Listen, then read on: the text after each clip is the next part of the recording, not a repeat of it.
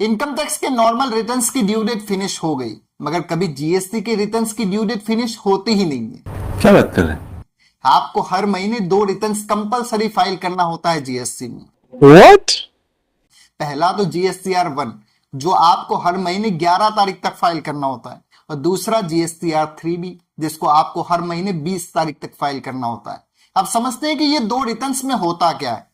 पहला जो है जीएसटीआर 1, उसमें आपको सिर्फ पिछले महीने कितना टर्नओवर हुआ है उसी की डिटेल्स देनी होती है। ठीक है, समझ गया। मगर जो जीएसटीआर 3B है, उसमें आपके टर्नओवर की डिटेल्स तो होती ही है, मगर साथ साथ में आपने कितना परचेस किया, उसके ऊपर आपको कितनी क्रेडिट मिली, और आपको नेट कितना टैक्स पेएबल है, वो सब डिटेल्स देनी पड़ती है। और साथ साथ में आपको टैक्स तो पे करना ही है। तो साला ये दुख का खत्म नहीं होता बे। अब ये तो हो गई बात मंथली रिटर्न्स की। उसके अलावा एक और रिटर्न होता है जो एनुअली फाइल होता है, जिसको आपको नेक्स्ट ईयर की 31 दिसंबर तक फाइल करना होता है। अगर आप रेगुलर स्कीम में हो तो आपको ये 3 तरह के रिटर्न्स फाइल करने की जिम्मेदारी है। ऐसे ही जीएसटी और इनकम टैक्स के रिलेटेड वीडियोस को देखने के लिए मेरी चैनल को सब्सक्राइब कर देना।